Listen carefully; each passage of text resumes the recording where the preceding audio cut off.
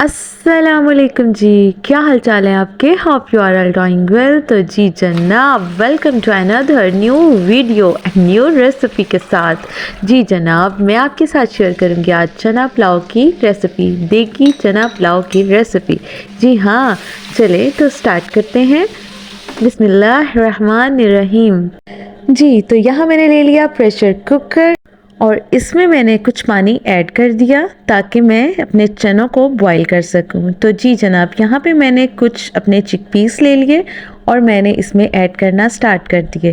جی جناب، تو ایڈ کرنے کے بعد ساتھ ہی میں اس میں سالٹ ایڈ کر دوں گی، اور سالٹ ایڈ کرنے کے بعد جناب میں اس کو ویٹ لگاؤں گی، اور اب میں اس کا کیپ بند کر دوں گی، اور کیپ بند کرنے کے بعد ساتھ ہی میں اس کو ویٹ لگا دوں گی تقریباً 7 سے 8 منٹ تک۔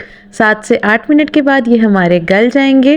ہم نے اس کو بہت زیادہ نہیں گلانا، بس نارمل سا گلانا ہے، کیونکہ اس نے ابھی ہمارے رائس میں کوک بھی ہونا ہے، اس لیے جناب یہ ہمارے گل کے تیار ہو جائیں گے۔ اور اب ہم آتے ہیں دوسری طرف۔ یہاں میں نے لیا ایک برتن اور اس میں نے ایڈ کیا گھی، تقریباً 1 سے 1.5 پیالی میں نے گھی ایڈ کر دیا۔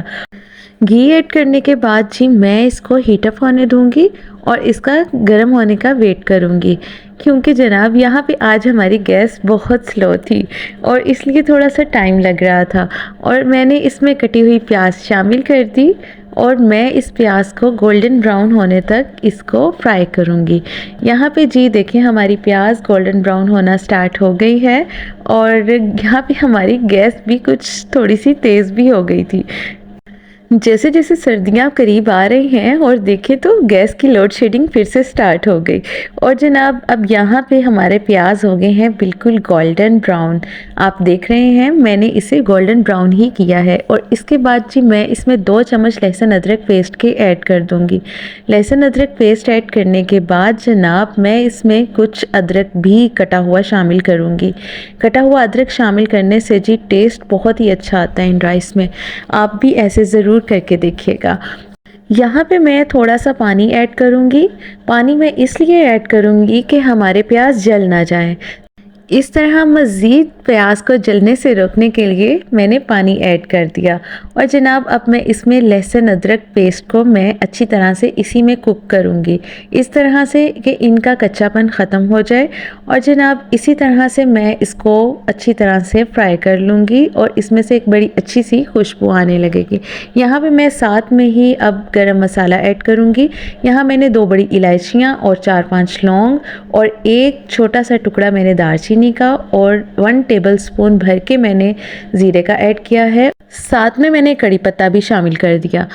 ثابت گرم مسالہ شامل کرنے کے بعد جی میں اس کو اچھی طرح سے فرائی کروں گی۔ اس کو اتنی اچھی طرح سے فرائی کرنا ہے کہ اس کی خوشبو بہت پیاری سی آنے لگ جائے۔ جب یہ اچھی طرح سے فرائی ہو جائے تو میں اس میں شامل کروں گی اپنے دوسرے سپائسز۔ یہاں میں نے سالٹ ایڈ کر دیا ہے اپنے ٹیسٹ کے اکارڈنگ، اور اس کے بعد جناب میں اس میں ایڈ کر دوں گی پسی ہوئی لال مرچ، اور یہ میں نے بالکل تھوڑی سی ایڈ کی ہے 1 ٹی اسپون، اور اس کے بعد جی 1 ٹی اسپون ہی میں ایڈ کروں گی کورینڈر پاؤڈر، اور اس کے بعد جناب میں اس میں گرین چلیز میں نے 3 گرین چلیز لی تھی، جن کو میں نے ہاف کٹ کر کے ایڈ کر دیا، کیونکہ ہاف کٹ کر کے ایڈ کرنے سے بڑی اچھی سی خوشبو آ جاتی ہے۔ اور جناب یہ ایک خاص چیز جو میں اپنے چنا پلاؤ میں لازمی شامل کرتی ہوں، جی جناب یہ ہے بریانی مسالہ، یہ بھی میں 1 ٹیبل سپون بھر کے میں ایڈ کر دوں گی۔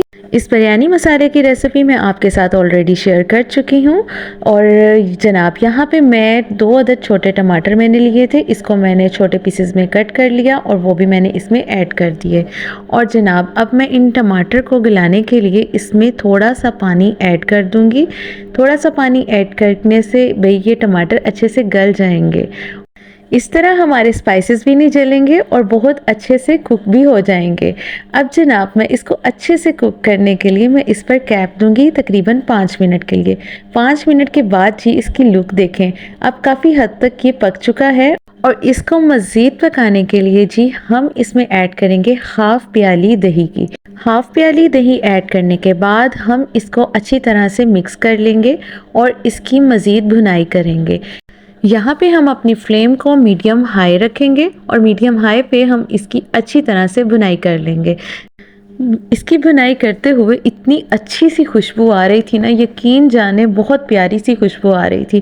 اور یہ بریانی مسالہ جو میں نے آپ کے ساتھ اس کی ریسیپی شیئر کی ہے، یقین مانیے بہت ہی اچھی اس کی خوشبو آ رہی تھی۔ اگر آپ کے پاس اپنا بنایا ہوا بریانی مسالہ نہیں ہے تو آپ کمپنی کا، کسی بھی کمپنی کا یوز کر سکتے ہیں۔ یاد رہے بریانی مسالے کی کوانٹٹی آپ نے زیادہ نہیں ایڈ کرنی، صرف نارمل سی ایڈ کرنی ہے، جیسے کہ میں نے اپنے رائس کے اکارڈنگ اس میں ایڈ کر دی۔ اور جناب اب ہم نے اس میں چنے ایڈ کر کے اس کو مزید پکا لیا۔ یہاں پہ میں نے اس کو کیپ دے کے اس کو اچھی طرح سے، اس میں مسالہ اچھی طرح سے ایڈجسٹ ہو جائے اور گھل مل جائیں، اس لیے میں نے اس کو پکا لیا۔ اب یہاں پہ جی میں ایک اور چیز ایڈ کروں گی۔ یہاں پہ میں نے اچار، مکس اچار لیا ہے۔ آپ کے پاس کوئی بھی مکس اچار ہو تو آپ وہ اس میں ایڈ کر دیں اس سٹیج پر۔ آپ نے دیکھا ہوگا اکثر دیگی پلاؤں میں مکس اچار یا کچھ اچار کے پیسز پڑے ہوتے ہیں، اور یقین مانیے بہت اچھا ٹیسٹ آتا ہے۔ نہ یہ بالکل اچاری ہوگا اور نہ یہ بالکل بریانی ہوگا، بالکل بہت ہی اچھا سا فلیور آئے گا۔ آپ میرے طریقے سے بنا کر ضرور ٹرائی کیجئے گا، دیکھیں آپ کو بہت ہی اچھی ریسیپی لگے گی۔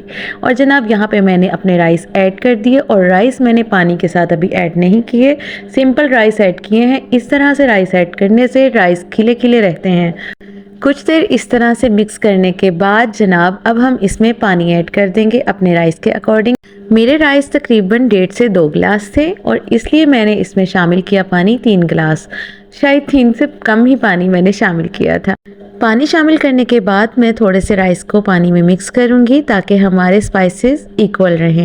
اس سٹیج پہ آ کے میں سالٹ چیک کر رہی ہوں، کہیں اگر کم رہ گیا ہو تو میں مزید ایڈ کر دوں۔ مجھے کم لگا تھا اس لیے میں نے مزید ایڈ کر دیا۔ آپ بھی اس سٹیج پہ آ کے اپنے ٹیسٹ کے مطابق اپنا سالٹ چیک کر سکتے ہیں کہ آپ کو کتنا رکھنا ہے۔ پانی کافی حد تک ڈرائی ہونے کے بعد جی میں نے یہاں پہ دم پہ لگا دیے رائس کو تقریباً 20 منٹ کے لیے، اور جیسے ہی ہمارے 20 منٹ کمپلیٹ ہوئے، دیکھیں تو ہمارے رائس کتنے ہی اچھے کھلے کھلے تیار ہوئے ہیں۔ ابھی میں آپ کو چیک کرواتی ہوں، دیکھیں ماشاءاللہ سے بہت ہی اچھے اور فلیورفل ریڈی ہوئے ہیں۔ اتنے رائس کھلے کھلے تھے اور ایک ایک دانہ الگ الگ تھا۔ آپ میرے بتائے ہوئے طریقے سے ضرور بنا کر دیکھیے گا۔ اس ٹائم پہ تو نا اتنی اچھی خوشبو آ رہی تھی نا، یقین جانے ایسے لگ رہا تھا دیگیں پک رہی ہیں۔ اور اب میں آپ کو ڈش آؤٹ کر کے دکھاتی ہوں۔ ماشاءاللہ سے کتنے پیارے لگ رہے ہیں نا رائس ہمارے، اور اتنی اچھی خوشبو، آپ ضرور ٹرائی کیجئے گا۔ یہ تھی جی میری آج کی ویڈیو اچھی لگی ہو تو ویڈیو کو لائک اور چینل کو سبسکرائب کرنا بالکل مت بھولیے گا۔ مجھے دیں اجازت، دعاؤں میں یاد رکھیے گا۔ ٹیک کیئر، اللہ حافظ۔